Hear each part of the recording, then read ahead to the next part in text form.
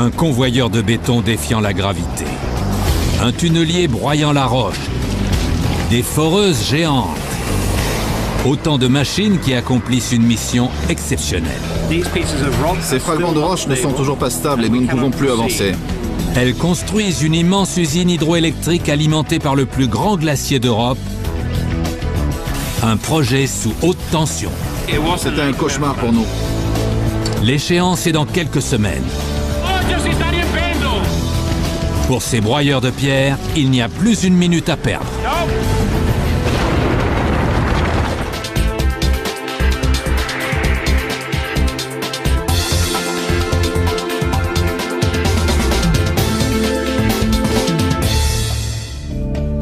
Cap sur l'est de l'Islande. Située à 320 km de la capitale Reykjavik et à 160 seulement du cercle arctique, cette région est l'une des plus reculées de la planète. C'est aussi le site d'un des projets les plus ambitieux au monde. Le complexe hydroélectrique de Karanjukar. Objectif, exploiter l'énergie de 2 puissantes rivières glaciaires, l'acheminer par un tunnel souterrain de 40 km de long et en faire de l'électricité. Pour accomplir cette tâche herculéenne, il faut non pas une, mais 3 énormes structures. Tout d'abord, un barrage grand comme 20 terrains de football pour exploiter les rivières glaciaires déchaînées. Ensuite, un réseau de tunnels aussi long que le tunnel sous la Manche pour acheminer des torrents d'eau jusqu'à l'étape finale du complexe, à 40 km de là. Enfin, une centrale hydroélectrique creusée dans la roche à 800 mètres de profondeur. Dans la centrale électrique, les tunnels tourneront à 90 degrés. L'eau tombera de 137 étages et frappera d'énormes turbines au sol avec une telle force que cela générera de grandes quantités d'électricité. Pour réaliser ce projet titanesque, il faut avoir recours à 3 puissantes machines. Tout d'abord, un énorme appareil qui défie la gravité et doit recouvrir la surface du barrage, soit 93 000 m² de béton liquide.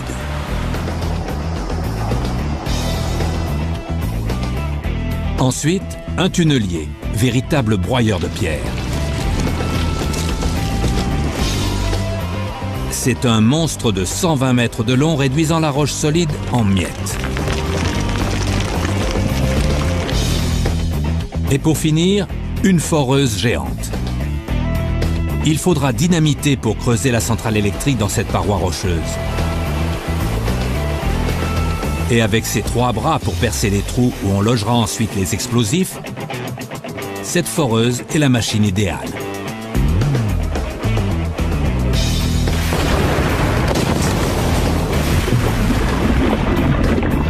Mais tout cela a un prix. Le coût de l'opération est évalué à plus d'1 milliard d'euros. Le gouvernement islandais et la ville de Reykjavik sont les maîtres d'œuvre de ce projet colossal dont ils doivent assurer le succès. Après 3 ans de travaux, ils n'ont plus de temps à perdre. L'hiver ne tardera pas à arriver et les rivières glaciaires ne seront plus que de minces filets. Or, sans afflux d'eau suffisant, le réservoir ne se remplira pas et le complexe ne pourra pas générer d'électricité. Pour déjouer la nature, les ingénieurs doivent accomplir 2 exploits au cours des 5 prochaines semaines.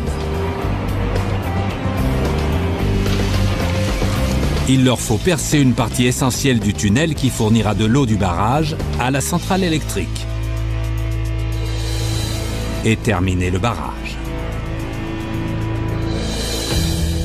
Les 2 rivières qui alimenteront le complexe prennent leur source ici, à Vatnajökull, le plus grand glacier d'Europe. Sa calotte glaciaire a une surface de 8390 km² et contient plusieurs millions de milliards de litres d'eau gelée. Cela suffirait à couvrir toute la ville de Paris avec un bloc de glace de 56 km de haut.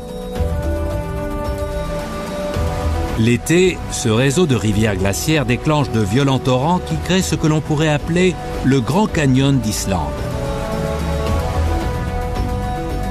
Une fois le barrage terminé, ce canyon commencera à se remplir. Au final, il contiendra plus de 2000 milliards de litres d'eau. C'est assez pour alimenter toute l'île de France en eau fraîche pendant plus d'1 an. Toutefois, ce projet sera lourd de conséquences sur l'environnement. Et en Islande, tout le monde n'est pas content. La population est divisée. Une région entière sera souillée. Le réservoir du barrage couvrira une surface de 57 km² dans les montagnes vierges d'Islande. De plus, l'érosion pose problème. Le niveau changeant du réservoir exposera des couches du sol au célèbre vent d'Islande. Enfin, l'impact sur la faune et la flore est préoccupant. Le réservoir couvrira certaines aires de reproduction des oiseaux et des rennes. Mais d'autres voient les choses différemment. Le complexe hydroélectrique utilisera une ressource qui abonde en Islande, l'eau. L'électricité produite ici est destinée à une fonderie d'aluminium construite récemment, ce qui augmentera considérablement les investissements étrangers. Certains attendent même avec impatience les nouvelles routes qui devraient permettre le développement du tourisme. C'est un paradoxe pour un pays qui possède peu de ressources naturelles comme l'Islande. Le succès du plus grand chantier du pays dépend de toute une série de machines puissantes. Celles-ci doivent achever un tunnel de 15 km de long et un barrage géant avant l'hiver. Et si l'on ne tient pas les délais, la nature le fera payer très cher.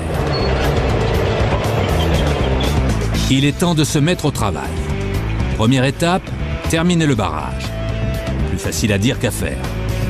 Cette structure massive fait près de 200 mètres de haut et 700 de large.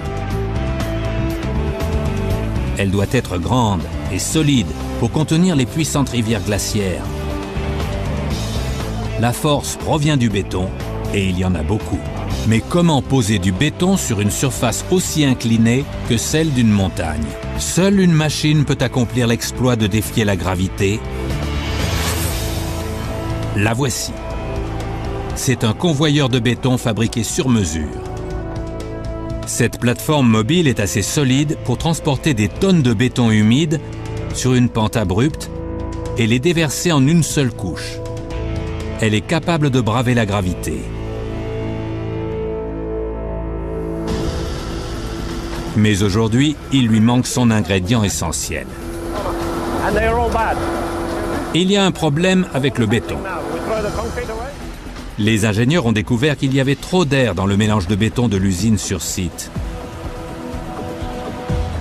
Les bulles d'air influent sur la qualité du béton dans des conditions météorologiques extrêmes. Si l'on n'obtient pas le bon mélange, le béton pourrait se craqueler.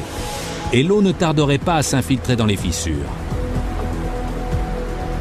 La journée commence mal pour l'ingénieur en chef Richard Graham. Il est responsable de la construction du tunnel et du barrage. Mais qu'est-ce qu'on va faire pour y remédier? Que font les ouvriers? Pardon? Je ne sais pas. Pour que le barrage soit prêt avant l'hiver, Richard doit trouver une solution, et vite. Est-ce qu'on peut en avoir une nouvelle? Est-ce qu'on peut trouver une autre gâchée, une nouvelle gâchée? On ne peut pas continuer comme ça. Il faut jeter tout ce béton. La machine ne peut pas être mise en marche tant que ce problème de béton n'est pas résolu. Or, le temps presse. Dans 4 semaines, le barrage doit commencer à accumuler l'eau. L'hiver arrive. Si l'on attend trop longtemps, cette puissante rivière se transformera en un filet d'eau. Les glaciers ne fondent pas en hiver. Les géomètres prennent chaque jour des mesures dans la rivière. Plus elle est haute, plus elle coule vite. Oui, ce soir, c'est un peu plus haut. 2,50 mètres de plus qu'hier.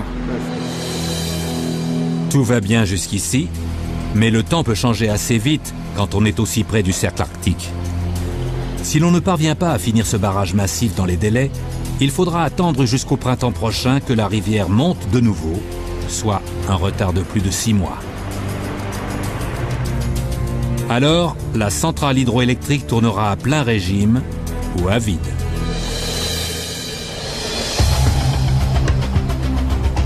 Nous sommes à J-20 pour le projet électrique de Karanjukar. Tandis qu'à la surface, les ouvriers se dépêchent de terminer le barrage, sous terre, une autre échéance approche. L'achèvement d'un tunnel particulièrement long. Le tunnel est la clé du projet. Il achemine en effet l'eau du barrage au générateur à 40 km de là, où l'électricité est produite. On n'a encore jamais tenté de dévier de telles quantités d'eau à cette profondeur en Islande. C'est un peu comme si on essayait de faire passer une rivière torrentielle dans une paille.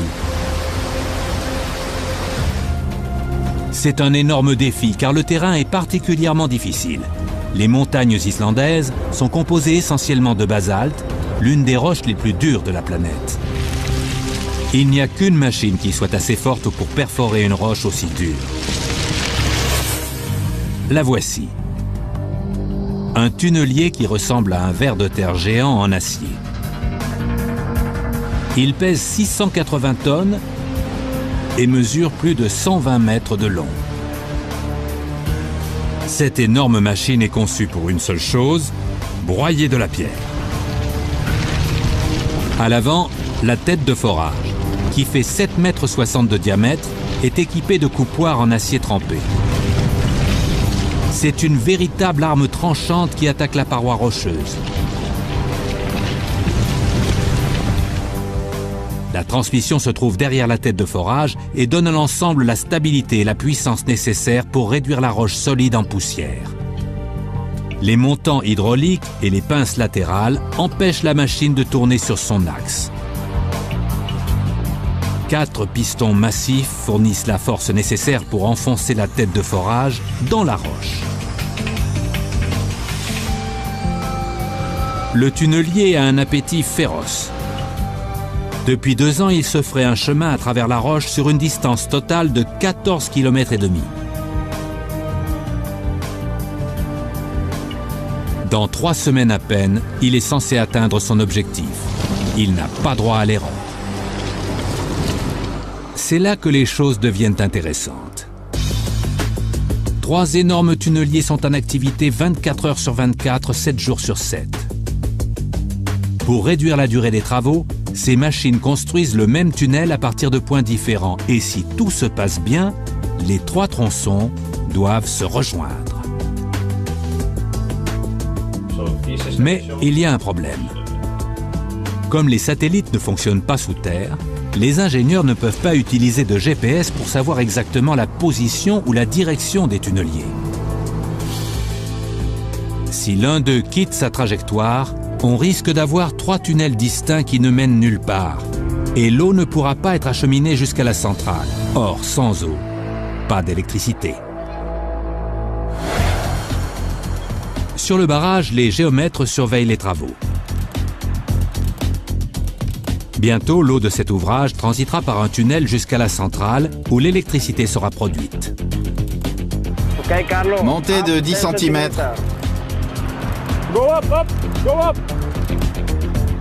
Pour cette équipe, la date fatidique approche. Dans 4 semaines, le barrage commencera à accumuler l'eau. Si le travail n'est pas fait convenablement, le jour J pourrait être une véritable catastrophe. Une fuite d'eau pourrait démolir tout le barrage. C'est un barrage d'enrochement avec face amont en béton, fabriqué en déversant des millions de tonnes de pierre et de terre dans une gorge. Avec le temps, l'ouvrage bouge et se stabilise sous son propre poids. S'il se stabilise correctement, il sera solide. Dans le cas contraire, la pression constante de l'eau le fera céder. En 2006, le barrage de Campos Novos, au Brésil, le 3e plus grand ouvrage du genre au monde, a eu une faille grave. Des milliards de litres d'eau se sont écoulés du réservoir, provoquant un immense désastre. Les ingénieurs veulent être certains que cela ne se produira pas ici. Il est normal qu'un barrage bouge sous l'énorme poids des pierres dont il est composé et sous la pression de l'eau qui le retient.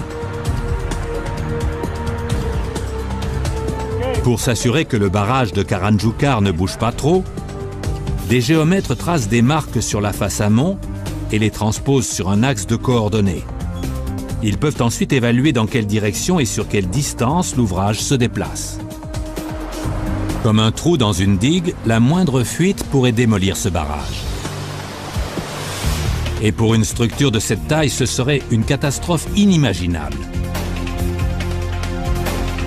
Ce barrage culminera à plus de 180 mètres, ce qui en fera le plus haut du genre en Europe et l'un des plus grands du monde.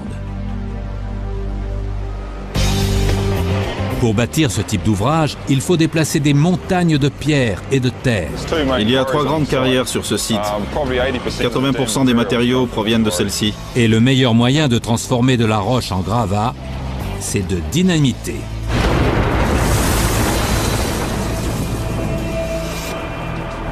Chaque jour, de gros camions déversent en moyenne 55 tonnes de pierre et de terre toutes les 2 minutes.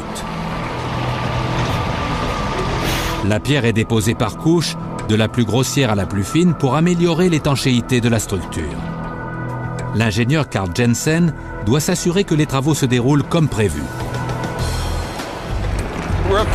Nous avons rempli 98% du barrage. La dernière section que l'on peut voir ici sera terminée d'ici 1 mois à 1 mois et demi.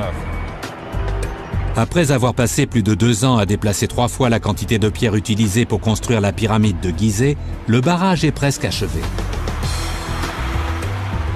Retour à la bétonnière. Le problème des bulles d'air dans le mélange a été résolu juste à temps. 500 000 tonnes de pierre et de terre sont nécessaires pour couvrir la face amont du barrage et il faut terminer avant l'arrivée de l'hiver. Un travail qui requiert force et savoir-faire. Tout d'abord, il faut munir l'ouvrage d'une armature métallique. La face amont doit être assez solide pour résister aux énormes pressions du lac. L'acier renforce le béton. Tels des alpinistes, des ouvriers escaladent le barrage pour installer l'armature métallique. La paroi abrupte et glissante est exposée aux puissants vents provenant du glacier. Le moindre dérapage pourrait être fatal. Passons maintenant à une étape cruciale, le coulage. Le béton doit être déposé en une seule couche, parfaitement lisse. Sinon, l'eau pourrait fuir et l'ouvrage pourrait s'effondrer. Une autre machine prend le relais. Ceci est une plateforme mobile, construite sur mesure pour déverser des tonnes de béton sur un terrain très escarpé. Elle fait près de 15 mètres de large et elle est alimentée en béton humide par une benne. D'énormes treuils fixés en haut du barrage font coulisser la plateforme à une vitesse d'un peu moins de 2 mètres par heure. Le béton déversé en haut de l'ouvrage se raffermit au passage de la machine, ce qui donne au parement une finition parfaite. Des ouvriers corrigent toutes les imperfections dans le béton. Aujourd'hui, ils traitent une section de 15 mètres de large et 60 mètres de long, tandis que le béton coule continuellement. Une fois en marche, cette machine qui défie la gravité ne peut plus s'arrêter. Autrement, le parement ne serait pas parfait et il y aurait un risque de fissure. À ce rythme, le barrage sera prêt pour collecter de l'eau dans 4 semaines. Mais ce n'est pas la seule échéance. À 40 km au nord-est du barrage, une autre série de machines est à l'œuvre pour bâtir la centrale électrique. Comme le barrage massif et le tunnel, cette structure repose sur un plan audacieux. Elle utilise la nature pour produire de l'énergie. Et voilà comment ça marche. La centrale électrique est construite à l'intérieur d'une petite montagne en aval du barrage. Le tunnel achemine l'eau en haut de la montagne. Le plan de la centrale est ainsi fait que l'eau transite ensuite par un tube spécial appelé conduite forcée. Imaginons une énorme rivière qui tombe du haut de l'Empire State Building. Quand l'eau se déverse, la gravité crée une force que les ingénieurs transforment en électricité. Comme pour toutes les structures du projet, cette force doit être soigneusement contrôlée. À présent, les ouvriers doivent construire la conduite et finir dans les temps. Les sections métalliques du tube sont déposées par une grue. Chacune d'elles fait environ 3 mètres de diamètre et pèse 50 tonnes. Bien des manœuvres sont nécessaires pour installer un tube de cette taille.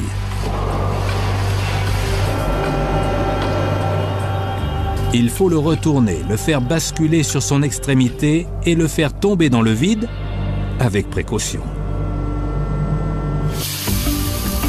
Ensuite, les ouvriers doivent assembler les différentes sections. Pour accéder à la conduite, il faut partir du bas de la montagne. L'ascenseur ne marque qu'un seul arrêt, au 137e étage.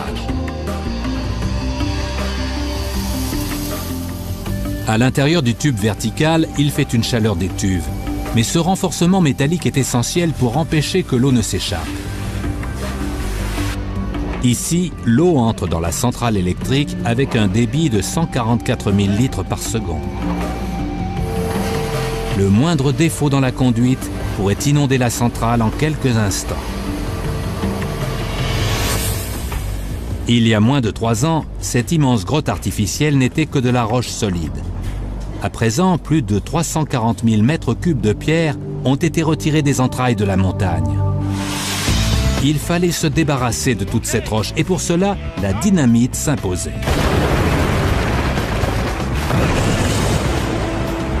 Il est assez dangereux d'utiliser de la dynamite à la surface. À 180 mètres sous terre, chaque détonation est un risque calculé. En cas de problème, le plafond pourrait s'effondrer. Pour mener l'opération à bien, il faut un matériel de haute précision. Voici la machine la mieux adaptée à ce travail extrêmement risqué. Cette foreuse, qui pèse plus de 44 tonnes, est actionnée hydrauliquement et contrôlée par ordinateur. Ce n'est pas sa taille, mais ses capacités qui en font une championne du dynamitage. Avant chaque détonation, la forme et la profondeur des charges explosives sont minutieusement calculées et programmées. Puis, on passe à l'attaque. Cette foreuse informatisée retire la roche solide que le tunnelier géant ne peut atteindre.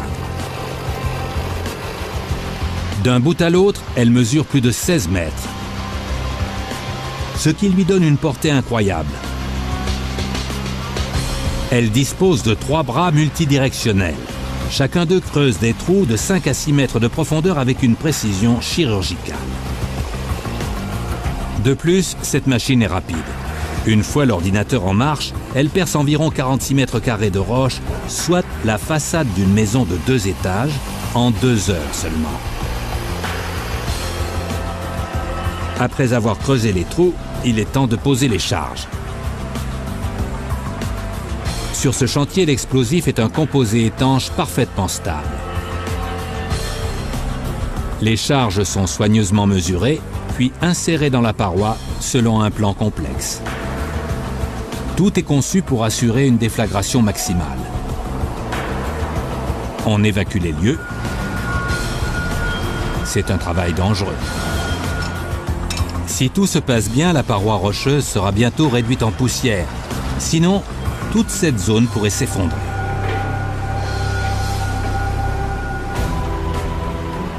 Le compte à rebours commence dans le tunnel du futur complexe hydroélectrique de Karanjukar. Le dynamiteur amorce ses explosifs et tout le monde dans les parages se bouche les oreilles, ferme les yeux et prend appui avant l'explosion. Les ouvriers partent.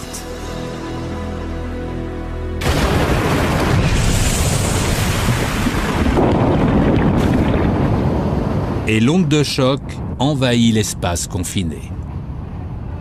La fumée disparaît et c'est gagné.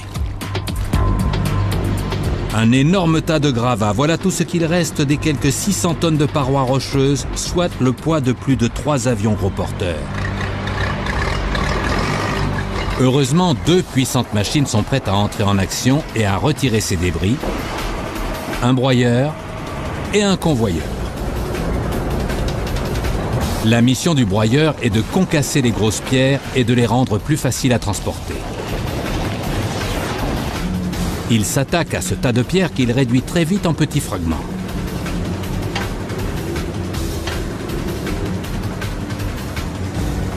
À présent, au tour du convoyeur de jouer. C'est la machine la plus importante de tout le chantier. Elle retire les gravats du tunnel. Sans elle, le tunnel se boucherait rapidement. Grâce à elle, il règne une activité fébrile sous terre. Un chemin de fer conduit un groupe d'hommes dans les profondeurs du tunnel. Le convoyeur, qui court jusqu'à l'arrière du tunnelier, est l'un des plus longs au monde. Le trajet de 14,5 km dure au moins 30 minutes. Et au bout, le tunnelier.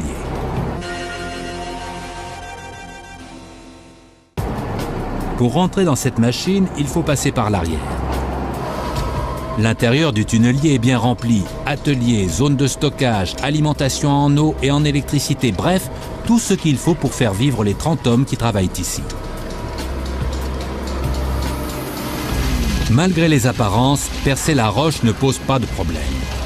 Toute la difficulté est de conduire à l'aveuglette en 3 dimensions. À cette profondeur, il n'y a aucun repère. Boussole et GPS sont inutiles. Il est difficile de savoir si le tunnelier se dirige vers le haut ou le bas, vers la gauche ou la droite. Dans 2 semaines seulement, il est censé atteindre son but, la zone de jonction. Ces géomètres doivent s'assurer que la machine reste bien dans sa trajectoire. Pour cela, ils doivent effectuer des calculs compliqués, utiliser un matériel de pointe et prêter attention aux moindres détails. Le plus important est de connaître la position exacte d'au moins un point. On a recours à des lasers pour déterminer l'angle et la distance. Ainsi, on peut trouver la position exacte de tous les autres points, ce qui maintient le tunnelier sur sa trajectoire horizontalement et verticalement. Depuis plus de 2 ans, les géomètres vérifient l'itinéraire de la machine 2 fois par jour. Les données sont analysées à la surface pour savoir si le tunnelier avance dans la bonne direction. À bord, les conducteurs ont toute une panoplie d'ordinateurs et d'écrans de télévision pour diriger la machine. C'est comme un jeu vidéo géant, à ceci près qu'on ne peut pas se permettre de perdre. Le danger, c'est qu'il y a une marge d'erreur à chaque relevé. Si le premier jour, la machine dévie de sa trajectoire de 2 ou 3 cm, elle manquera son objectif de 15 mètres environ. Ce tunnel est très long. Il mesure 14,5 km. Plus inquiétant encore, la marge d'erreur est multipliée par 3. Parce que 3 tunneliers sont à l'œuvre en même temps. Le premier se dirige vers le sud, le deuxième vers l'est et le troisième vers l'ouest. S'ils se rencontrent, le tunnel s'étirera sur 40 km depuis le barrage jusqu'à la centrale électrique. Jusqu'ici, il n'y a aucun moyen sûr de savoir si les machines approchent du but. Mais si le premier tunnelier atteint son objectif comme prévu, les ingénieurs sauront que le plan pour relier les tunnels fonctionne. Le succès du projet en dépend. Mais il ne s'agit pas seulement de suivre une trajectoire prédéfinie. Les tunneliers font face à différents types de roches, ce qui a un énorme impact sur leur progression. Le géologue en chef, Peter Pitts, a un œil sur tout. Le moindre changement peut entraîner toutes sortes de problèmes. Si la roche est trop molle, cela endommage la tête de forage du tunnelier. On peut le voir clairement ici. Il faut ajouter un peu d'eau pour se faciliter la tâche. L'eau et les sédiments vont bloquer la tête de forage. Il vérifie aussi s'il y a des failles dans le tunnel pour prévenir tout risque d'éboulement.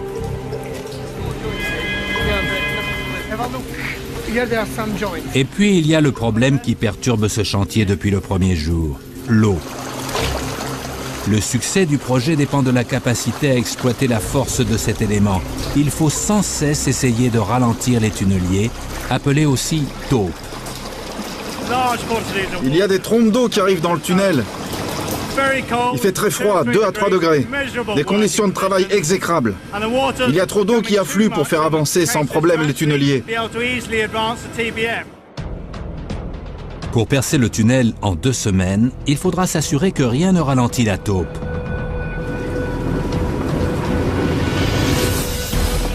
À l'autre bout du tunnel, les ouvriers en sont à un stade critique de la construction de la centrale électrique.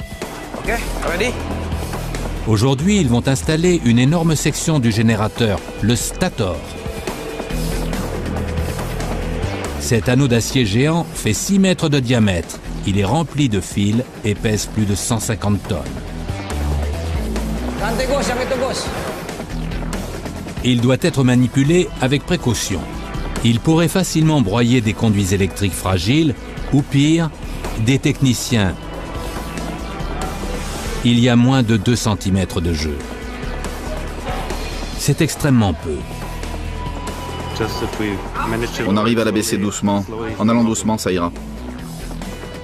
Ce générateur est une masse de fils et de pièces pivotantes.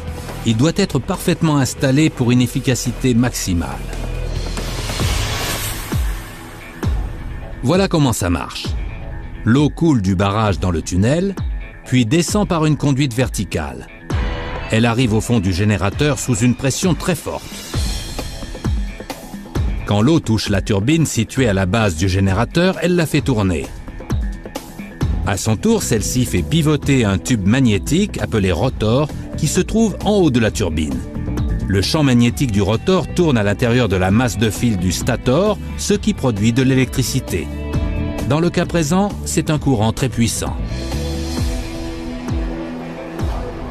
Okay, all. Goes down a little bit. Oh, stop.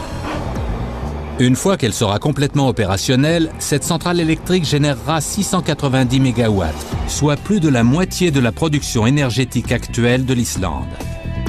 Cela suffirait à alimenter une ville de la taille de Paris, si le projet est mené à bien.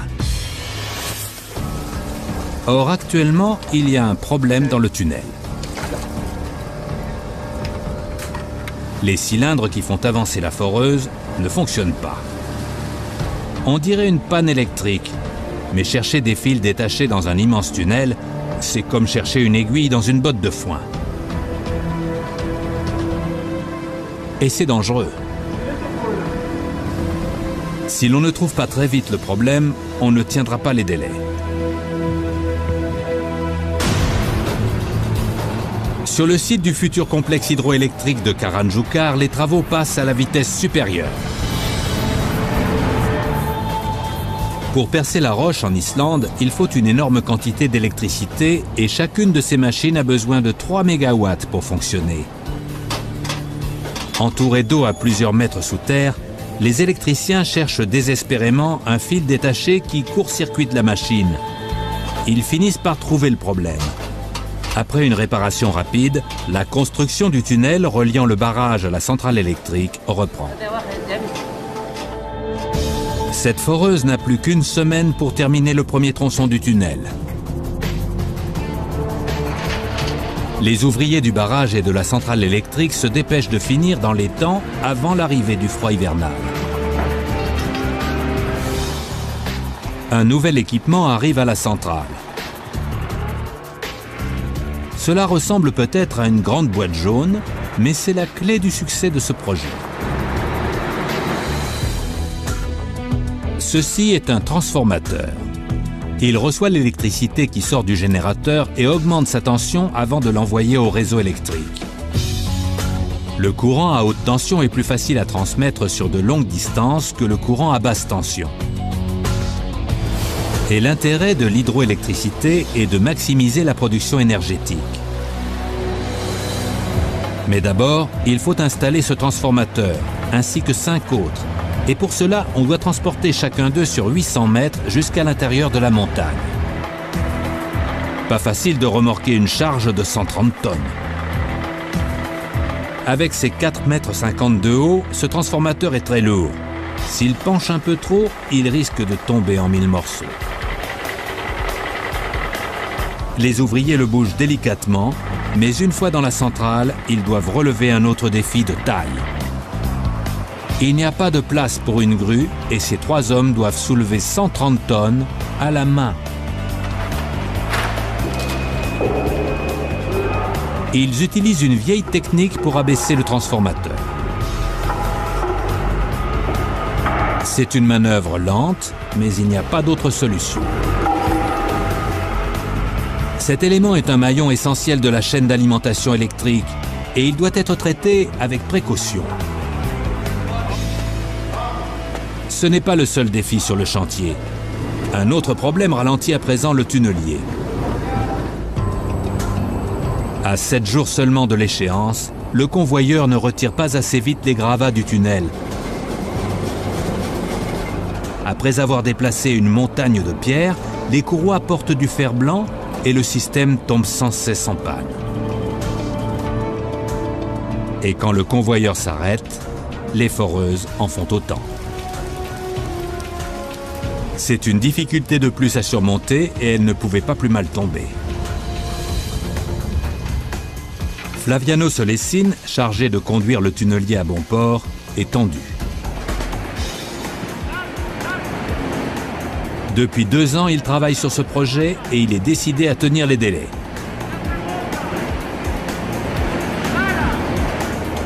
Aujourd'hui, les grands patrons sont venus inspecter le chantier. Solessin sait qu'il n'a pas droit à l'erreur. Dans 7 jours, tous les yeux seront rivés sur ce mur.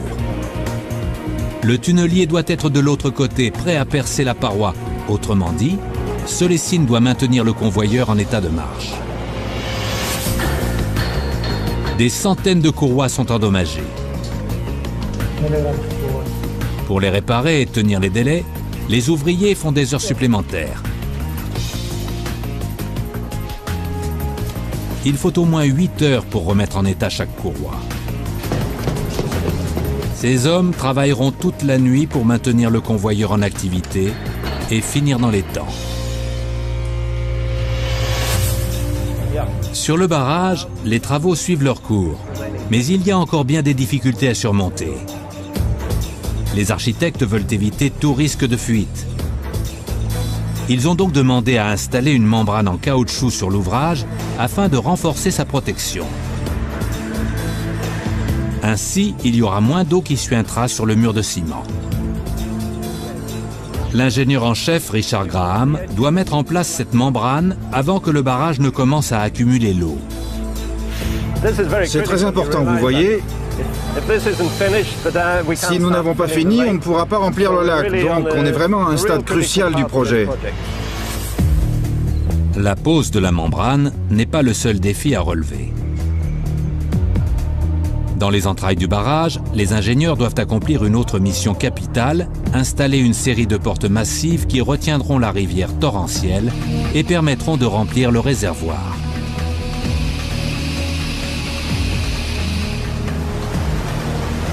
Il faut arrêter le cours d'eau d'un seul coup. Ces portes doivent donc fonctionner à la perfection. Les échéances arrivent à grands pas les unes après les autres pour toutes les équipes.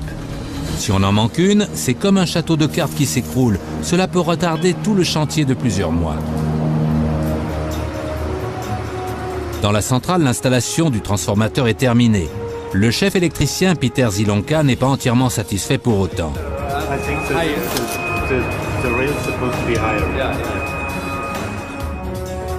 Il y a un décalage d'1 ou 2 centimètres. C'est un grand projet, mais les marges d'erreur sont infimes. Ce transformateur doit être parfaitement encastré, sans quoi l'électricité peut se dissiper dans l'air. Et il y en a 5 autres à installer.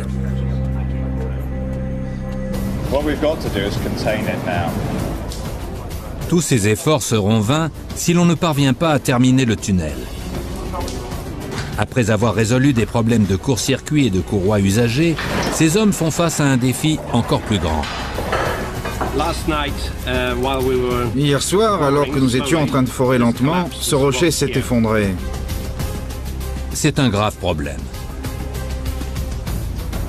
Il arrive que la foreuse tombe sur des fissures dans la roche.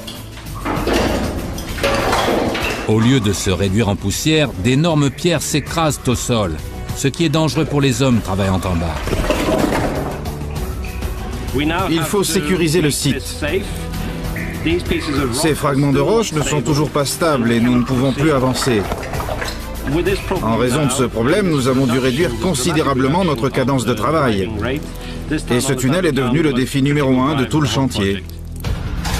Le tunnelier ne peut plus avancer. Il faut se débrouiller sans.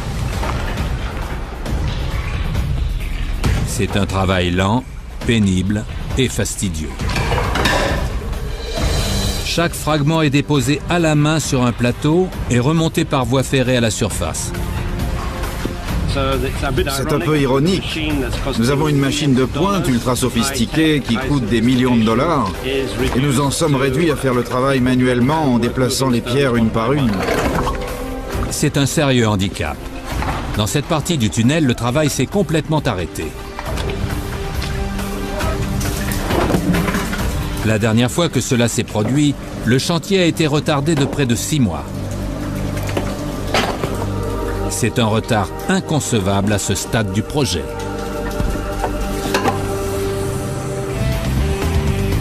Sur le barrage du futur complexe hydroélectrique de Karanjukar, la plateforme mobile de coulage de béton est à 2 doigts de la victoire.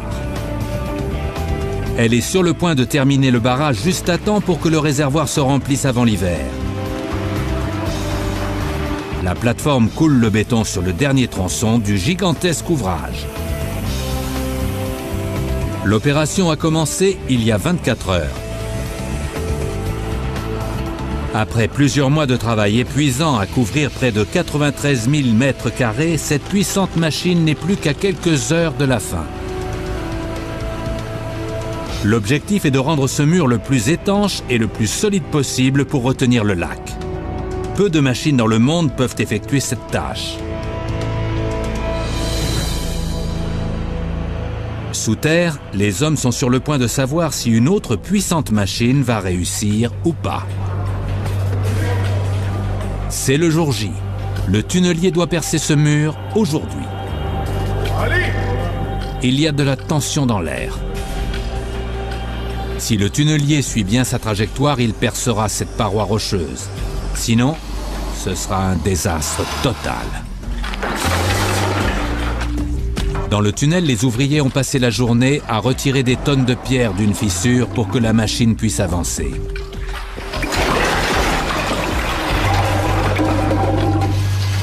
Ces derniers jours, le tunnelier a suivi sa trajectoire et il n'est plus qu'à quelques centimètres du but.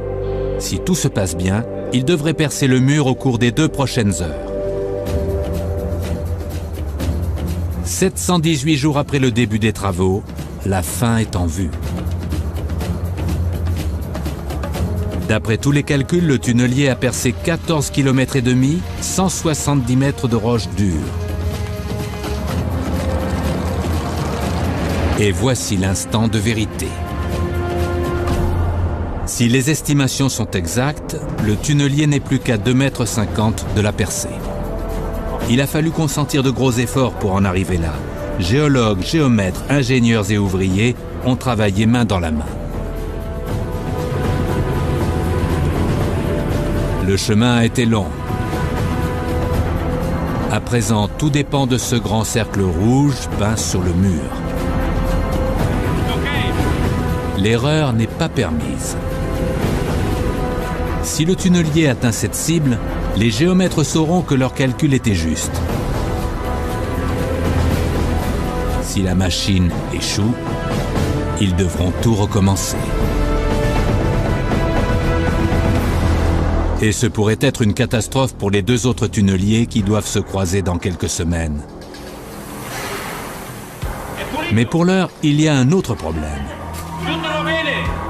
Pour une raison inconnue, le tunnelier s'est arrêté, une fois encore. De ce côté-ci de la paroi rocheuse, personne ne semble savoir pourquoi.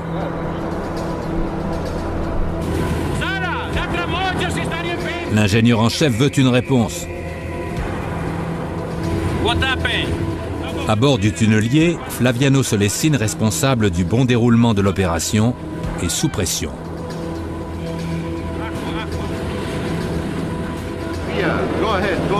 Il y a une avalanche d'appels téléphoniques. Coupez le moteur. Le conducteur a coupé le moteur. L'ordinateur de bord est programmé pour l'alerter quand il sera parvenu au but. D'après l'ordinateur, le tunnelier aurait dû atteindre la cible. L'ingénieur en chef Solesine demande au conducteur de réessayer. Enfin, l'énorme machine revient à la vie. De l'autre côté du mur, les hommes s'éloignent de la zone d'impact. Il est clair que le tunnelier est proche. Les parois et le sol de la grotte tremblent. Mais à combien de centimètres près le tunnelier va-t-il atteindre la cible?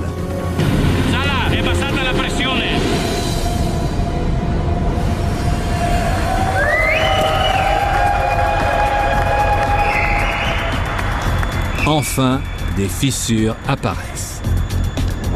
Des fragments de roche commencent à tomber et la tête de forage perce enfin les derniers centimètres de la paroi. La tête de forage et la cible correspondent parfaitement. Après avoir passé 2 ans à forer continuellement, à retirer d'énormes quantités de pierres, à surmonter failles techniques, chutes de pierres et fuites d'eau, cette machine a réussi la première étape majeure du projet. Elle a atteint sa cible.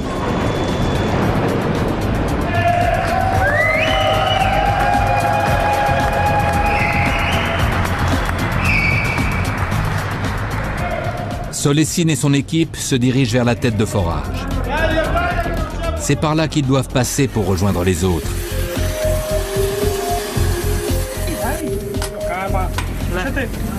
Les hommes se démènent pour retirer un découpoir.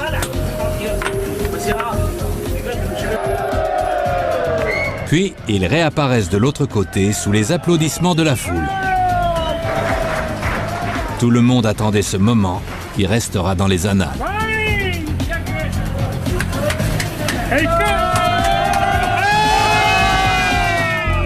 Les géomètres et les ouvriers ont toutes les raisons de faire la fête. Ils ont conduit le tunnelier sur une trajectoire quasiment droite de 14,5 km et ont atteint leur cible à quelques centimètres près. Parfait. On a bien commencé et on finit bien. Voilà une incroyable épreuve de force et d'endurance. Le broyeur a concassé et avalé plus de 2 millions de tonnes de pierre et le convoyeur a remonté l'équivalent de 10 000 avions gros porteurs à la surface. L'équipe était très bonne. Ah, ça a vraiment été un cauchemar pour nous. Enfin, pour moi. Mais on y est arrivé. Aujourd'hui, Solesine et son équipe peuvent faire la fête, mais ils n'auront pas le temps de se reposer sur leur laurier. Il reste encore beaucoup à faire. Demain, ils doivent commencer à dégager ce tronçon de tunnel. Pour l'heure, le travail est terminé pour le tunnelier. Il doit être démantelé, tout comme les 14,5 km de convoyeurs, de voies ferrées, de câbles électriques et autres conduits d'aération. Ces hommes ont encore 6 mois à passer à 180 mètres sous terre. Cette percée est la première étape importante du projet hydraulique de Karanjuka. Ailleurs, le travail se poursuit 24 heures sur 24. Une fois terminé, ce chantier sera un ouvrage remarquable. Une victoire acquise de haute lutte malgré les conditions naturelles difficiles et les délais serrés. Un exploit rendu possible grâce à un ensemble de machines exceptionnelles.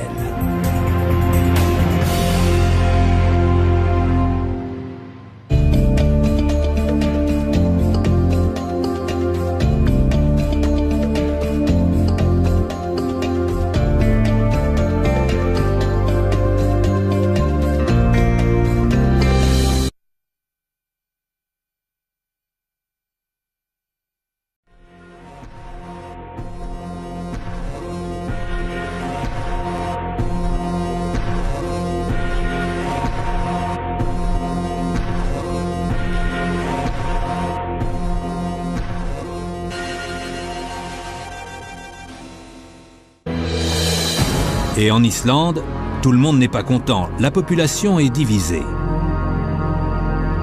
Une région entière sera souillée. Le réservoir du barrage couvrira une surface de 57 km² dans les montagnes vierges d'Islande. De plus, l'érosion pose problème. Le niveau changeant du réservoir exposera des couches du sol au célèbre vent d'Islande. Enfin, l'impact sur la faune et la flore est préoccupant. Le réservoir couvrira certaines aires de reproduction des oiseaux et des rennes. Mais d'autres voient les choses différemment. Le complexe hydroélectrique utilisera une ressource qui abonde en Islande, l'eau. L'électricité produite ici est destinée à une fonderie d'aluminium construite récemment, ce qui augmentera considérablement les investissements étrangers. Certains attendent même avec impatience les nouvelles routes qui devraient permettre le développement du tourisme. C'est un paradoxe pour un pays qui possède peu de ressources naturelles comme l'Islande. Le succès du plus grand chantier du pays dépend de toute une série de machines puissantes. Celles-ci doivent achever un tunnel de 15 km de long et un barrage géant avant l'hiver. Et si l'on ne tient pas les délais, la nature le fera payer très cher. Il est temps de se mettre au travail. Première étape, terminer le barrage. Plus facile à dire qu'à faire. Cette structure massive fait près de 200 mètres de haut et 700 de large. Elle doit être grande et solide pour contenir les puissantes rivières glaciaires.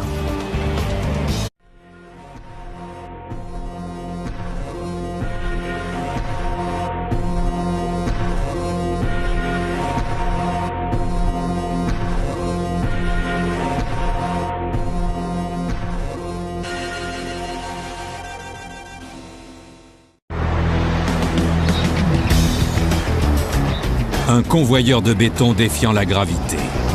Un tunnelier broyant la roche. Des foreuses géantes.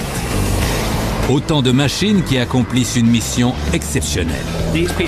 Ces fragments de roche ne sont toujours pas stables et nous ne pouvons plus avancer. Elles construisent une immense usine hydroélectrique alimentée par le plus grand glacier d'Europe. Un projet sous haute tension. C'était un cauchemar pour nous. L'échéance est dans quelques semaines. Pour ces broyeurs de pierre, il n'y a plus une minute à perdre.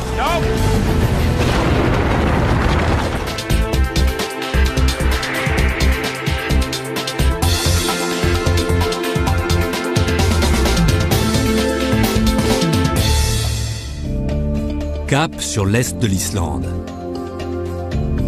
Située à 320 km de la capitale Reykjavik et à 160 seulement du cercle arctique, cette région est l'une des plus reculées de la planète. C'est aussi le site d'un des projets les plus ambitieux au monde. Le complexe hydroélectrique de Karanjukar. Objectif, exploiter l'énergie de deux puissantes rivières glaciaires, l'acheminer par un tunnel souterrain de 40 km de long et en faire de l'électricité. Pour accomplir cette tâche herculéenne, la force provient du béton, et il y en a beaucoup. Mais comment poser du béton sur une surface aussi inclinée que celle d'une montagne? Seule une machine peut accomplir l'exploit de défier la gravité. La voici. C'est un convoyeur de béton fabriqué sur mesure. Cette plateforme mobile est assez solide pour transporter des tonnes de béton humide sur une pente abrupte et les déverser en une seule couche. Elle est capable de braver la gravité. Mais aujourd'hui, il lui manque son ingrédient essentiel. Il y a un problème avec le béton. Les ingénieurs ont découvert qu'il y avait trop d'air dans le mélange de béton de l'usine sur site. Les bulles d'air influent sur la qualité du béton dans des conditions météorologiques extrêmes. Si l'on n'obtient pas le bon mélange, le béton pourrait se craqueler et l'eau ne tarderait pas à s'infiltrer dans les fissures. La journée commence mal pour l'ingénieur en chef Richard Graham. Il est responsable de la construction du tunnel et du barrage. Mais qu'est-ce qu'on va faire pour y remédier? Que font les ouvriers? Pardon? Je ne sais pas. Pour que le barrage soit prêt avant l'hiver, Richard doit trouver une solution, et vite. Est-ce qu'on peut en avoir une nouvelle? Est-ce qu'on peut trouver une autre gâchée, une nouvelle gâchée? On ne peut pas continuer comme ça. Il faut jeter tout ce béton. La machine ne peut pas être mise en marche tant que ce problème de béton n'est pas résolu. Or, le temps presse. Dans 4 semaines, le barrage doit commencer à accumuler l'eau. L'hiver arrive. Il faut non pas une, mais 3 énormes structures. Tout d'abord, un barrage grand comme 20 terrains de football pour exploiter les rivières glaciaires déchaînées. Ensuite, un réseau de tunnels aussi long que le tunnel sous la Manche pour acheminer des torrents d'eau jusqu'à l'étape finale du complexe, à 40 km de là. Enfin, une centrale hydroélectrique creusée dans la roche à 800 mètres de profondeur. Dans la centrale électrique, les tunnels tourneront à 90 degrés. L'eau tombera de 137 étages et frappera d'énormes turbines au sol avec une telle force que cela générera de grandes quantités d'électricité. Pour réaliser ce projet titanesque, il faut avoir recours à 3 puissantes machines. Tout d'abord, un énorme appareil qui défie la gravité et doit recouvrir la surface du barrage, soit 93 000 m² de béton liquide.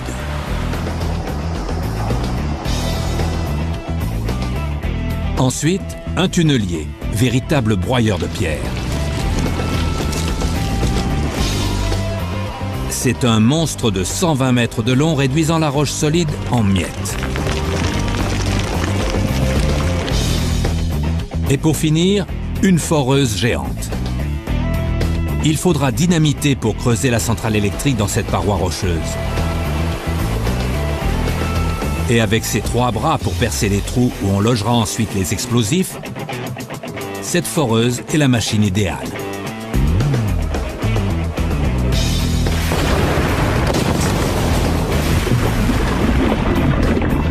Mais tout cela a un prix. Le coût de l'opération est évalué à plus d'1 milliard d'euros. Le gouvernement islandais et la ville de Reykjavik sont les maîtres d'œuvre de ce projet colossal dont ils doivent assurer le succès. Après 3 ans de travaux, ils n'ont plus de temps à perdre. L'hiver ne tardera pas à arriver et les rivières glaciaires ne seront plus que de minces filets. Or, sans afflux d'eau suffisant, le réservoir ne se remplira pas et le complexe ne pourra pas générer d'électricité. Pour déjouer la nature, les ingénieurs doivent accomplir 2 exploits au cours des 5 prochaines semaines. Il leur faut percer une partie essentielle du tunnel qui fournira de l'eau du barrage à la centrale électrique et terminer le barrage.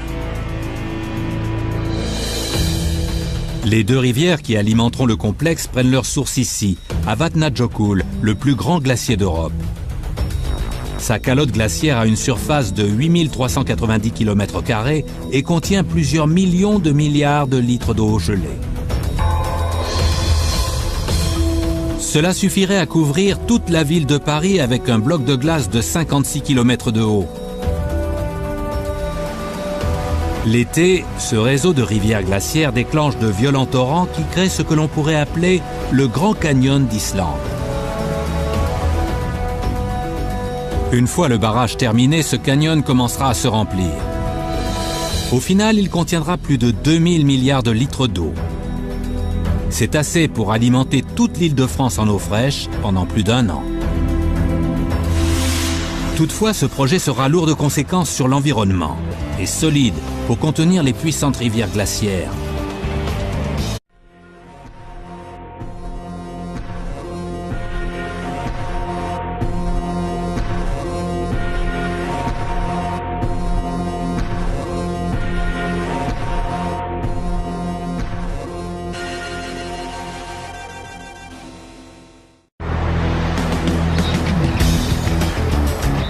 Un convoyeur de béton défiant la gravité.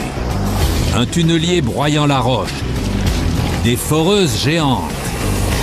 Autant de machines qui accomplissent une mission exceptionnelle. Ces fragments de roche ne sont toujours pas stables et nous ne pouvons plus avancer. Elles construisent une immense usine hydroélectrique alimentée par le plus grand glacier d'Europe. Un projet sous haute tension. C'était un cauchemar pour nous. L'échéance est dans quelques semaines. Pour ces broyeurs de pierre, il n'y a plus une minute à perdre.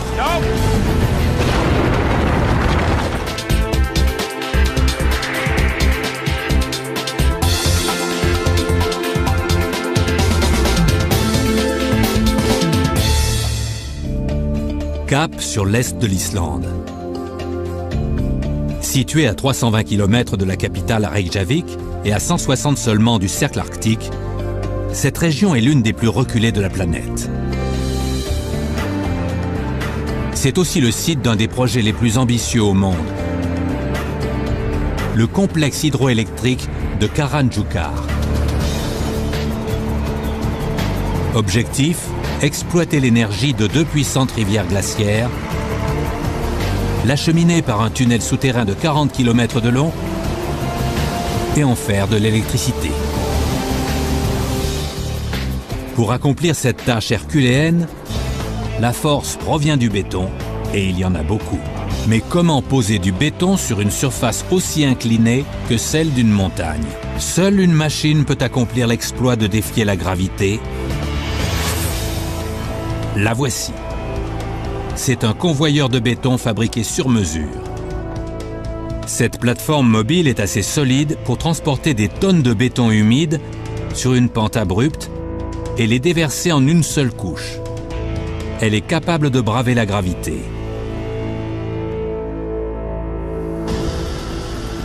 Mais aujourd'hui, il lui manque son ingrédient essentiel. Il y a un problème avec le béton. Les ingénieurs ont découvert qu'il y avait trop d'air dans le mélange de béton de l'usine sur site. Les bulles d'air influent sur la qualité du béton dans des conditions météorologiques extrêmes, si l'on optait.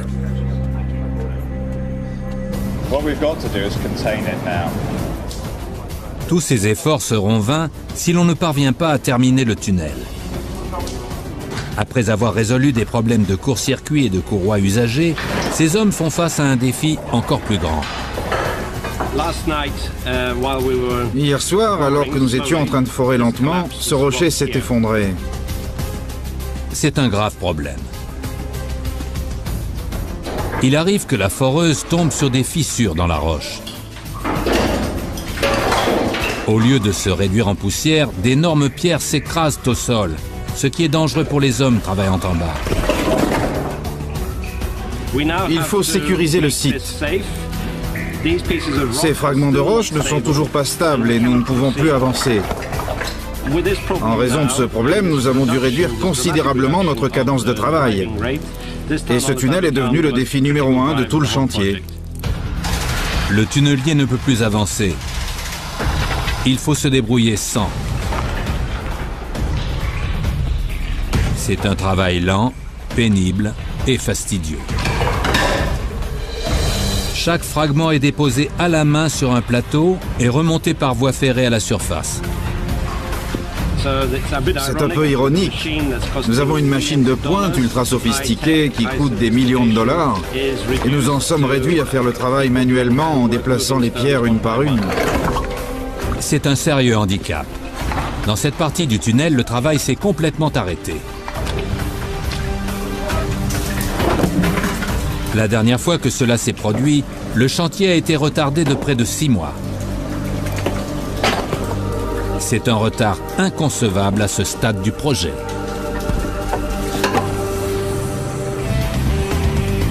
Sur le barrage du futur complexe hydroélectrique de Karanjukar, la plateforme mobile de coulage de béton est à 2 doigts de la victoire.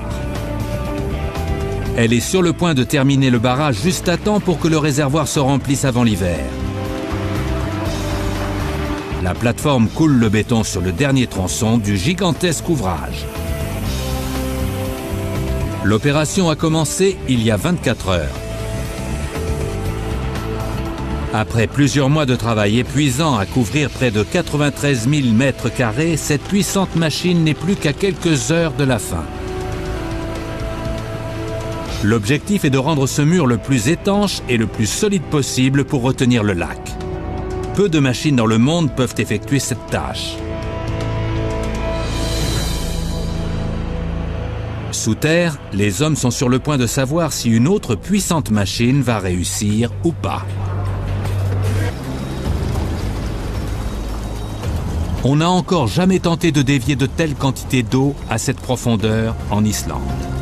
C'est un peu comme si on essayait de faire passer une rivière torrentielle dans une paille. C'est un énorme défi car le terrain est particulièrement difficile. Les montagnes islandaises sont composées essentiellement de basalte, l'une des roches les plus dures de la planète. Il n'y a qu'une machine qui soit assez forte pour perforer une roche aussi dure. La voici. Un tunnelier qui ressemble à un ver de terre géant en acier. Il pèse 680 tonnes et mesure plus de 120 mètres de long. Cette énorme machine est conçue pour une seule chose, broyer de la pierre. À l'avant, la tête de forage, qui fait 7,60 m de diamètre, est équipée de coupoirs en acier trempé. C'est une véritable arme tranchante qui attaque la paroi rocheuse. La transmission se trouve derrière la tête de forage et donne à l'ensemble la stabilité et la puissance nécessaires pour réduire la roche solide en poussière.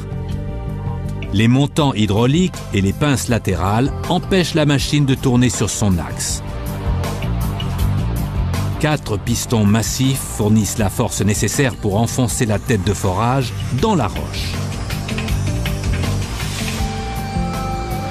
Le tunnelier a un appétit féroce. Depuis 2 ans, il se ferait un chemin à travers la roche sur une distance totale de 14,5 km. Dans 3 semaines à peine, il est censé atteindre son objectif. Il n'a pas droit à l'erreur.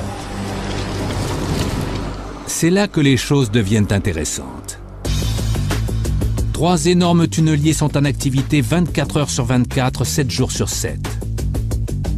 Pour réduire la durée des travaux, ces machines construisent le même tunnel à partir de points différents. Et si tout se passe bien, les 3 tronçons doivent se rejoindre. Mais il y a un problème. Comme les satellites ne fonctionnent pas sous terre, les ingénieurs ne peuvent pas utiliser de GPS pour savoir exactement la position ou la direction des tunneliers. Si l'un d'eux quitte sa trajectoire, on risque d'avoir 3 tunnels distincts qui ne mènent nulle part. Et l'eau ne pourra pas être acheminée jusqu'à la centrale. Or, sans eau, pas d'électricité. Sur le barrage, les géomètres surveillent les travaux. Bientôt, l'eau de cet ouvrage transitera par un tunnel jusqu'à la centrale. L'ingénieur Carl Jensen doit s'assurer que les travaux se déroulent comme prévu. Nous avons rempli 98% du barrage. La dernière section que l'on peut voir ici sera terminée d'ici 1 mois, 1 mois et demi. Après avoir passé plus de 2 ans à déplacer 3 fois la quantité de pierre utilisée pour construire la pyramide de Gizeh, le barrage est presque achevé. Retour à la bétonnière. Le problème des bulles d'air dans le mélange a été résolu juste à temps. 500 000 tonnes de pierre et de terre sont nécessaires pour couvrir la face amont du barrage et il faut terminer avant l'arrivée de l'hiver. Un travail qui requiert force et savoir-faire. Tout d'abord, il faut munir l'ouvrage d'une armature métallique. La face amont doit être assez solide pour résister aux énormes pressions du lac. L'acier renforce le béton. Tels des alpinistes, des ouvriers escaladent le barrage pour installer l'armature métallique. La paroi abrupte et glissante est exposée aux puissants vents provenant du glacier. Le moindre dérapage pourrait être fatal. Passons maintenant à une étape cruciale, le coulage. Le béton doit être déposé en une seule couche, parfaitement lisse. Sinon, l'eau pourrait fuir et l'ouvrage pourrait s'effondrer. Une autre machine prend le relais. Ceci est une plateforme mobile, construite sur mesure pour déverser des tonnes de béton sur un terrain très escarpé. Elle fait près de 15 mètres de large et elle est alimentée en béton humide par une benne. D'énormes treuils fixés en haut du barrage font coulisser la plateforme à une vitesse d'un peu moins de 2 mètres par heure. Le béton déversé en haut de l'ouvrage se raffermit au passage de la machine, ce qui donne au parement une finition parfaite. Des ouvriers corrigent toutes les imperfections dans le béton. Aujourd'hui, ils traitent une section de 15 mètres de large et 60 mètres de long, tandis que le béton coule continuellement.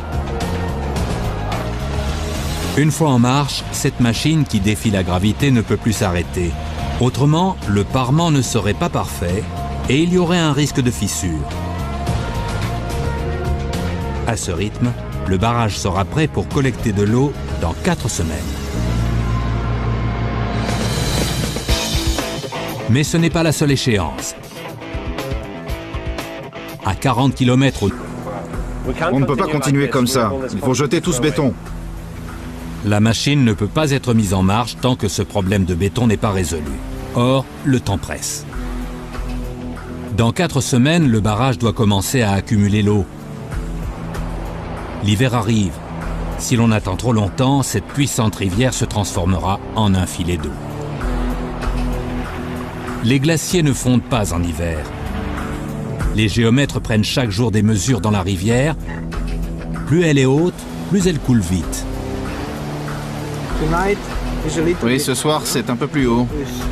2,50 mètres de plus qu'hier. Tout va bien jusqu'ici, mais le temps peut changer assez vite quand on est aussi près du cercle arctique. Si l'on ne parvient pas à finir ce barrage massif dans les délais, il faudra attendre jusqu'au printemps prochain que la rivière monte de nouveau, soit un retard de plus de 6 mois. Alors, la centrale hydroélectrique tournera à plein régime ou à vide.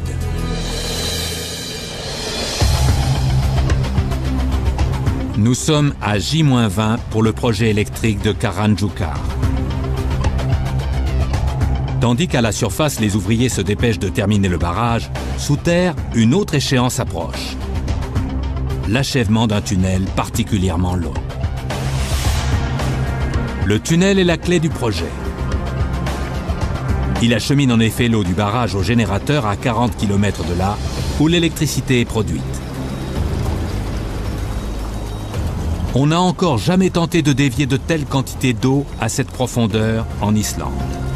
C'est un peu comme si on essayait de faire passer une rivière torrentielle dans une paille. C'est un énorme défi car le terrain est particulièrement difficile. Les montagnes islandaises sont composées essentiellement de basalte, l'une des roches les plus dures de la planète. Il n'y a qu'une machine qui soit assez forte pour perforer une roche aussi dure. La voici. Un tunnelier qui ressemble à un ver de terre géant en acier. Il pèse 680 tonnes et mesure plus de 120 mètres de long. Cette énorme machine est conçue pour une seule chose, broyer de la pierre. À l'avant, la tête de forage, qui fait 7,60 mètres de diamètre, est équipée de coupoirs en acier trempé. C'est une véritable arme tranchante qui attaque la paroi rocheuse. La transmission se trouve derrière la tête de forage et donne à l'ensemble la stabilité et la puissance nécessaires pour réduire la roche solide en miettes. Et pour finir, une foreuse géante. Il faudra dynamiter pour creuser la centrale électrique dans cette paroi rocheuse.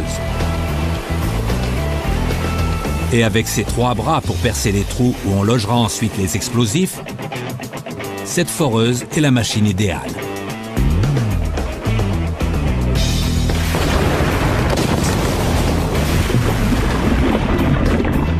Mais tout cela a un prix. Le coût de l'opération est évalué à plus d'1 milliard d'euros.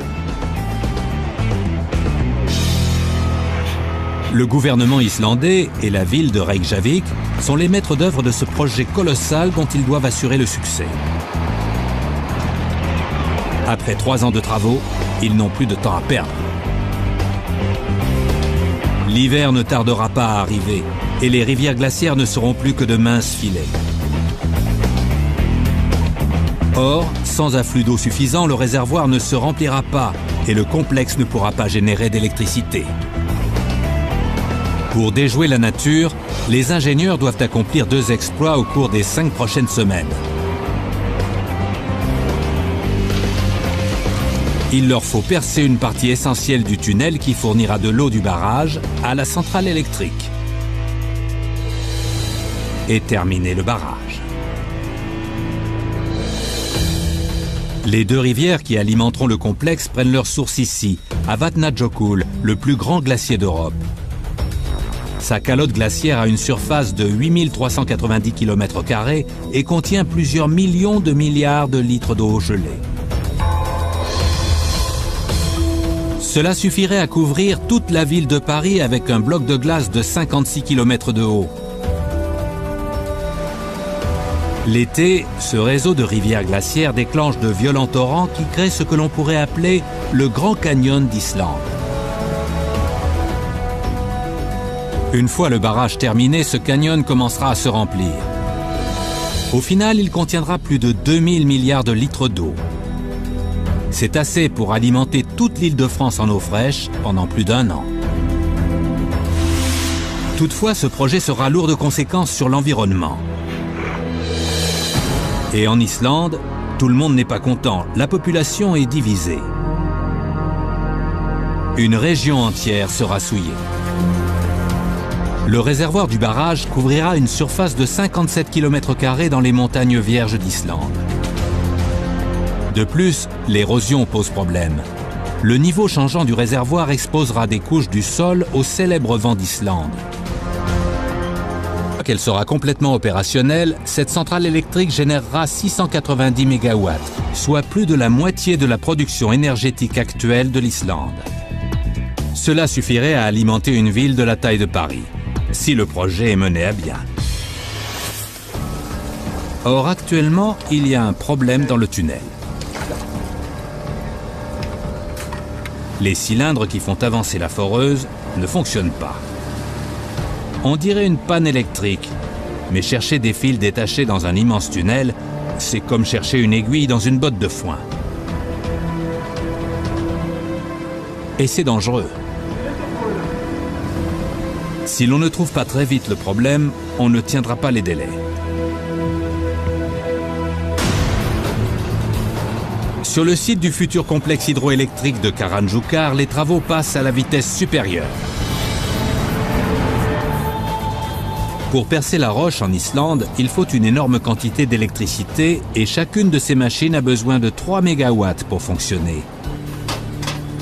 Entourés d'eau à plusieurs mètres sous terre, les électriciens cherchent désespérément un fil détaché qui court-circuite la machine. Ils finissent par trouver le problème. Après une réparation rapide, la construction du tunnel reliant le barrage à la centrale électrique reprend. Cette foreuse n'a plus qu'une semaine pour terminer le premier tronçon du tunnel. Les ouvriers du barrage et de la centrale électrique se dépêchent de finir dans les temps avant l'arrivée du froid hivernal. Un nouvel équipement arrive à la centrale. Cela ressemble peut-être à une grande boîte jaune, mais c'est la clé du succès de ce projet.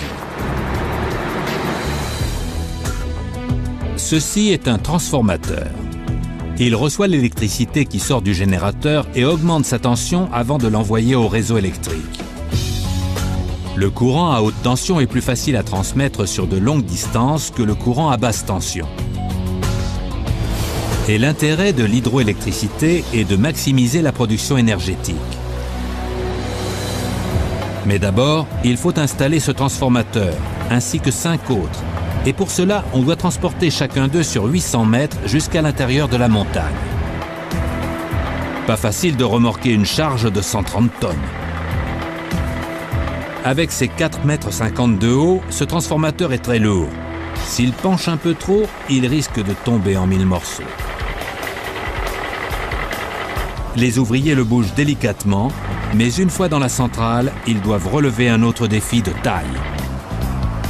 Il n'y a pas de place pour une grue et ces 3 hommes doivent soulever 130 tonnes glaciaires, l'acheminer par un tunnel souterrain de 40 km de long et en faire de l'électricité. Pour accomplir cette tâche herculéenne, la force provient du béton et il y en a beaucoup. Mais comment poser du béton sur une surface aussi inclinée que celle d'une montagne? Seule une machine peut accomplir l'exploit de défier la gravité. La voici. C'est un convoyeur de béton fabriqué sur mesure. Cette plateforme mobile est assez solide pour transporter des tonnes de béton humide sur une pente abrupte et les déverser en une seule couche. Elle est capable de braver la gravité. Mais aujourd'hui, il lui manque son ingrédient essentiel. Il y a un problème avec le béton. Les ingénieurs ont découvert qu'il y avait trop d'air dans le mélange de béton de l'usine sur site. Les bulles d'air influent sur la qualité du béton dans des conditions météorologiques extrêmes. Si l'on n'obtient pas le bon mélange, le béton pourrait se craqueler. Et l'eau ne tarderait pas à s'infiltrer dans les fissures. La journée commence mal pour l'ingénieur en chef Richard Graham. Il est responsable de la construction du tunnel et du barrage. Mais qu'est-ce qu'on va faire pour y remédier? Que font les ouvriers? Pardon? Je ne sais pas. Pour que le barrage soit prêt avant l'hiver, Richard doit trouver une solution, et vite. Est-ce qu'on peut en avoir une nouvelle? Est-ce qu'on peut trouver une autre gâchée, une nouvelle gâchée? On ne peut pas continuer comme ça. Il faut jeter tout ce béton. La machine ne peut pas être mise en marche tant que ce problème de béton n'est pas résolu. Or, le temps presse. Dans 4 semaines, le barrage doit commencer à accumuler l'eau. L'hiver arrive. Il faut non pas une, mais 3 énormes structures. Tout d'abord, un barrage grand comme 20 terrains de football pour exploiter les rivières glaciaires déchaînées. Ensuite, un réseau de tunnels aussi long que le tunnel sous la Manche pour acheminer des torrents d'eau jusqu'à l'étape finale du complexe, à 40 km de là. Enfin, une centrale hydroélectrique creusée dans la roche à 800 mètres de profondeur. Dans la centrale électrique, les tunnels tourneront à 90 degrés. L'eau tombera de 137 étages et frappera d'énormes turbines au sol avec une telle force que cela générera de grandes quantités d'électricité. Pour réaliser ce projet titanesque, il faut avoir recours. Aujourd'hui, Solecine et son équipe peuvent faire la fête,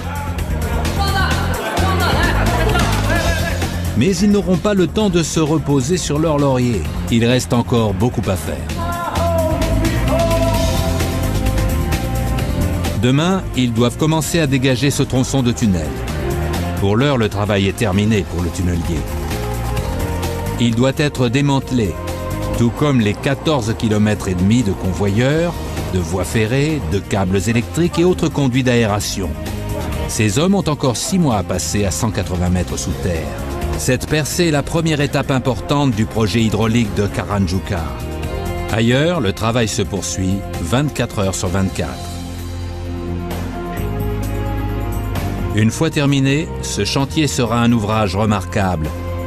Une victoire acquise de haute lutte, malgré les conditions naturelles difficiles et les délais serrés. Un exploit rendu possible grâce à un ensemble de machines exceptionnelles.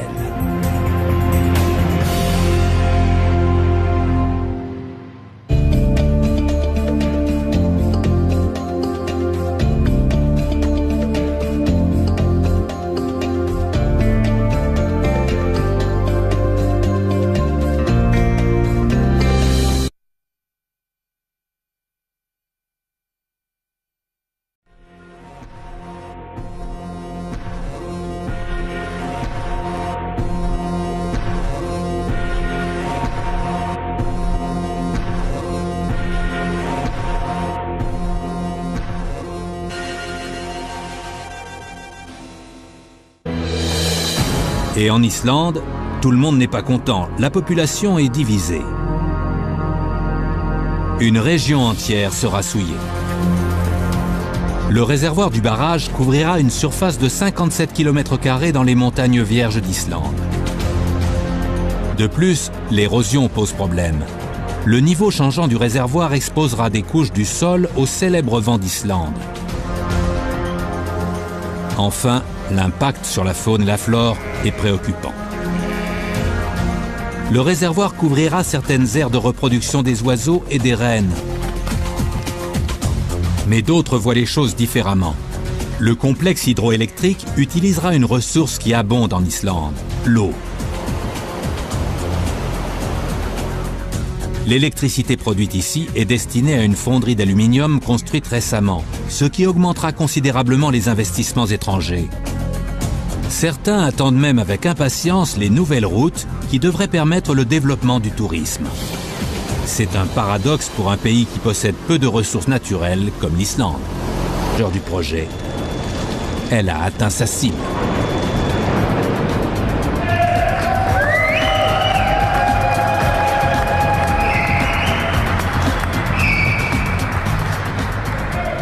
Solecine et son équipe se dirigent vers la tête de forage. C'est par là qu'ils doivent passer pour rejoindre les autres.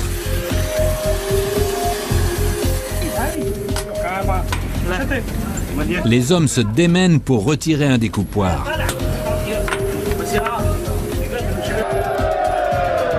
Puis, ils réapparaissent de l'autre côté sous les applaudissements de la foule. Tout le monde attendait ce moment qui restera dans les annales.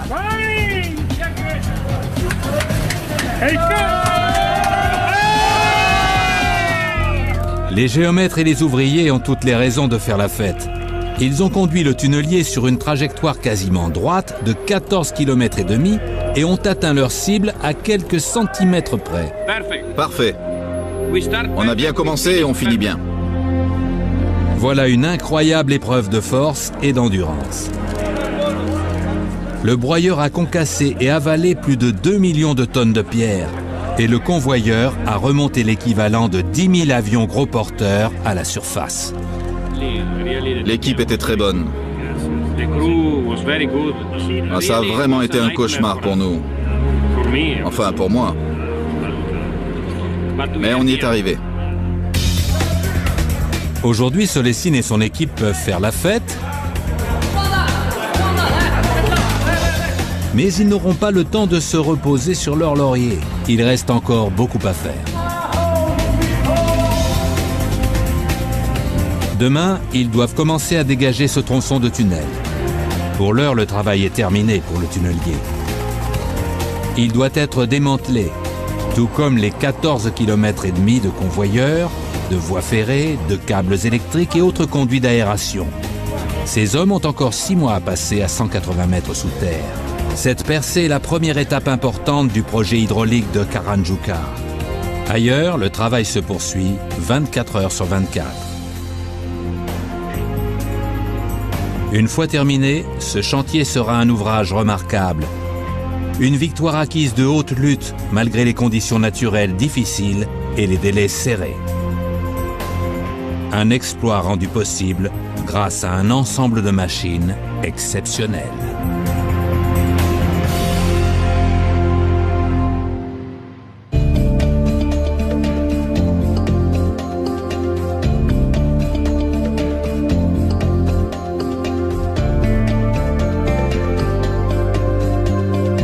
Vous voyez,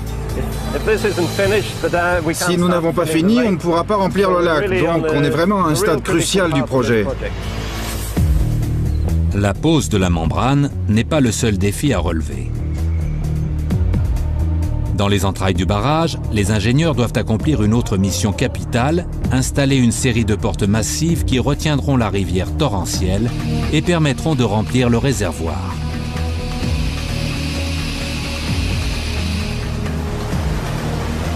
Il faut arrêter le cours d'eau d'un seul coup.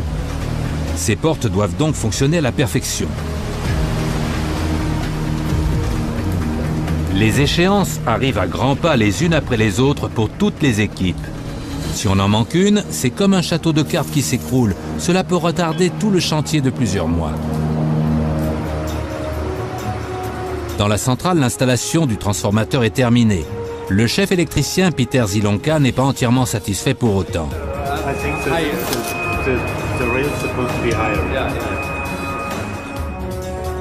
Il y a un décalage d'1 ou 2 centimètres.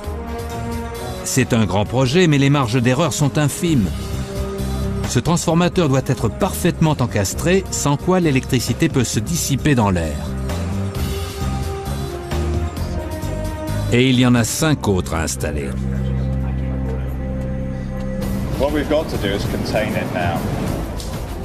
Tous ces efforts seront vains si l'on ne parvient pas à terminer le tunnel.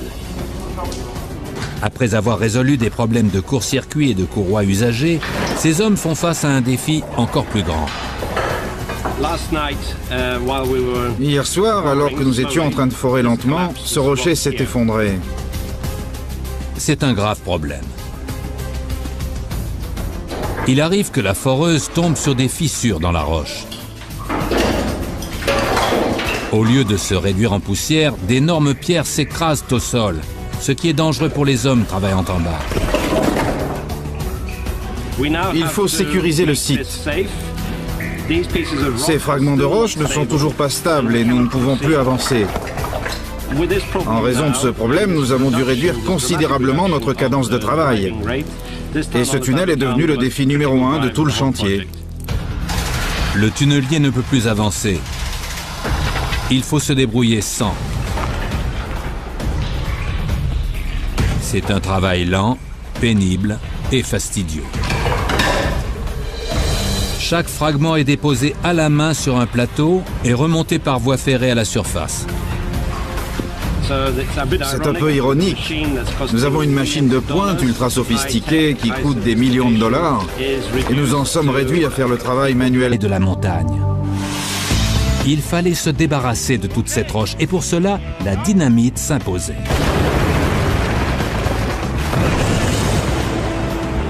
Il est assez dangereux d'utiliser de la dynamite à la surface. À 180 mètres sous terre, chaque détonation est un risque calculé. En cas de problème, le plafond pourrait s'effondrer. Pour mener l'opération à bien, il faut un matériel de haute précision. Voici la machine la mieux adaptée à ce travail extrêmement risqué. Cette foreuse, qui pèse plus de 44 tonnes, est actionnée hydrauliquement et contrôlée par ordinateur. Ce n'est pas sa taille, mais ses capacités qui en font une championne du dynamitage. Avant chaque détonation, la forme et la profondeur des charges explosives sont minutieusement calculées et programmées. Puis, on passe à l'attaque. Cette foreuse informatisée retire la roche solide que le tunnelier géant ne peut atteindre. D'un bout à l'autre, elle mesure plus de 16 mètres, ce qui lui donne une portée incroyable. Elle dispose de 3 bras multidirectionnels. Chacun d'eux creuse des trous de 5 à 6 mètres de profondeur avec une précision chirurgicale. De plus, cette machine est rapide. Une fois l'ordinateur en marche, elle perce environ 46 mètres carrés de roche, soit la façade d'une maison de 2 étages, en 2 heures seulement. Après avoir creusé les trous, il est temps de poser les charges. Sur ce chantier, l'explosif est un composé étanche parfaitement stable. Les charges sont soigneusement mesurées, puis insérées dans la paroi selon un plan complexe. Tout est conçu pour assurer une déflagration maximale. On évacue les lieux. C'est un travail dangereux. Si tout se passe bien, la paroi rocheuse sera bientôt réduite en poussière. Sinon, toute cette zone pourrait s'effondrer.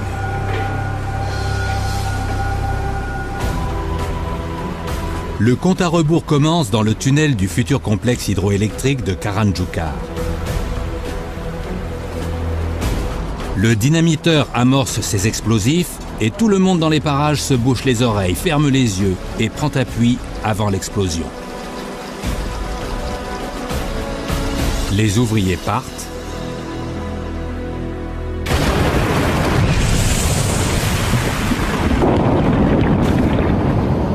Et l'onde de choc. La fumée disparaît et c'est gagné. Un énorme tas de gravats, voilà tout ce qu'il reste des quelques 600 tonnes de parois rocheuses, soit le poids de plus de 3 avions gros porteurs. Heureusement, 2 puissantes machines sont prêtes à entrer en action et à retirer ces débris. Un broyeur et un convoyeur. La mission du broyeur est de concasser les grosses pierres et de les rendre plus faciles à transporter. Il s'attaque à ce tas de pierres qu'il réduit très vite en petits fragments.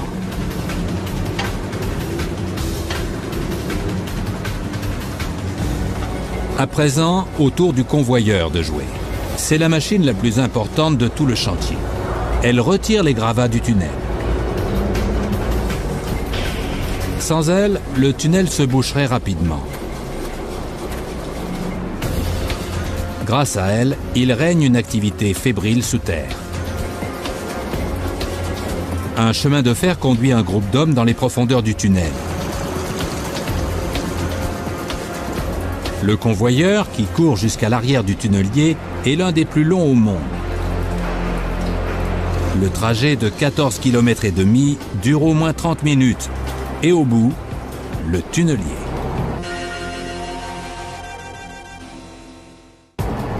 Pour rentrer dans cette machine, il faut passer par l'arrière. L'intérieur du tunnelier est bien rempli. Atelier, zone de stockage, alimentation en eau et en électricité. Bref, tout ce qu'il faut pour faire vivre les 30 hommes qui travaillent ici. Malgré les apparences, percer la roche ne pose pas de problème.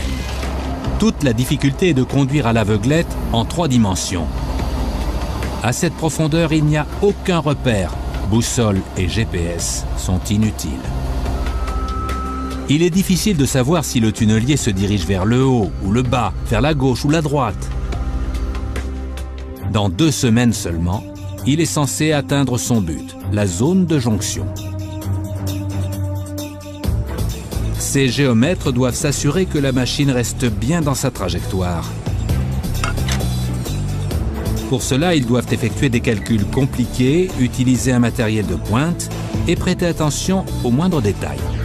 Le plus important est de connaître la position exacte d'au moins un point.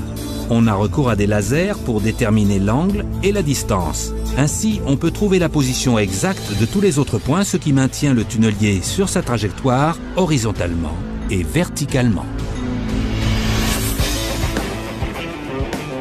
Depuis plus de 2 ans, les géomètres vérifient l'itinéraire de la machine 2 fois par jour. La population est divisée.